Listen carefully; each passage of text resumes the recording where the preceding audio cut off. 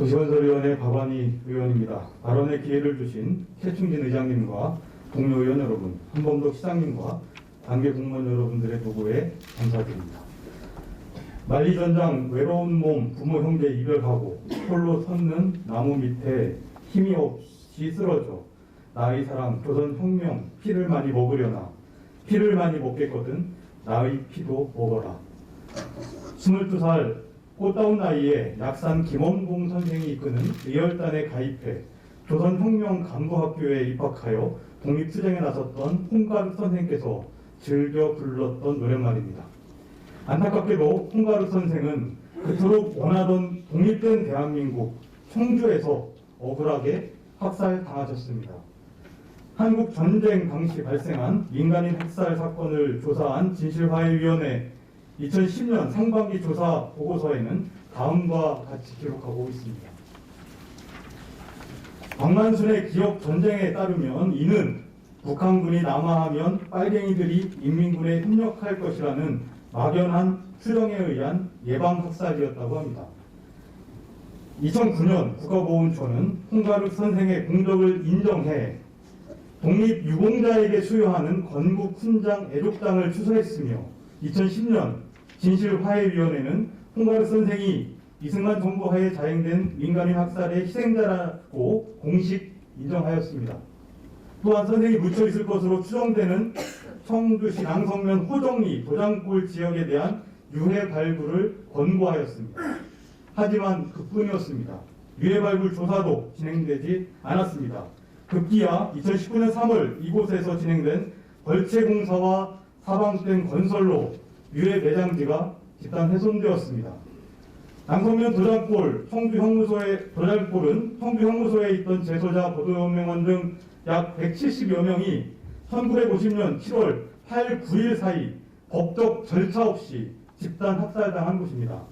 2008년 진실화해를 위한 박아사 독립위원장과 청원 군수 명의로 안내판을 세워 청주 형무소 사건의 민간인 집단 희생지임으로 함부로 훼손하지 말 것을 경고한 곳입니다. 청주시는 매년 안내판이 잘 관리되고 있는지 여부를 확인하여 행정안전부에 보고를 해왔습니다. 청주 형무소 평화유족회는 진실화해위원회 권고에 따라 유해 발굴이 진행될 것이라고 믿고 10여 년을 기다려왔습니다. 1년에 한두 차례씩 찾아가 제를 올렸는데 2019년 4월 현장을 가보니 벌채공사와 사방댐 공사가 진행 중이었다고 합니다. 충청북도와 청주시에 공사를 중단하고 유해 발굴을 요청하였으나 공사는 계속 진행되었으며 유족들은 공사 중지 가처분 신청을 법원에 냈지만 판결은 공사가 끝난 종료 후에나 내려졌다고 합니다. 유족들은 패소하였고 청주시는 재판 비용까지 유족들에게 청구하였다고 합니다. 유족들은 너무나 억울하다고 울분을 토하고 계십니다. 6.25 민간인 희생자 위령 사업은 청주시 자치행정과에서 진행합니다. 사방댐은 충청북도 사립환경연구소에서 진행하고 벌목은 청주시 산림과에서 인허가 업무를 진행합니다. 아무리 시급한 재난안전 사업이라 할지라도 사업 대상지가 어떤 곳인지는 파악하고 공사를 해야 하는 것은 당연합니다. 부서 간, 기관 간의 업무 협조가 이렇게 안 된다는 것이 말이 됩니까? 이에 다음과 같이 요청드립니다.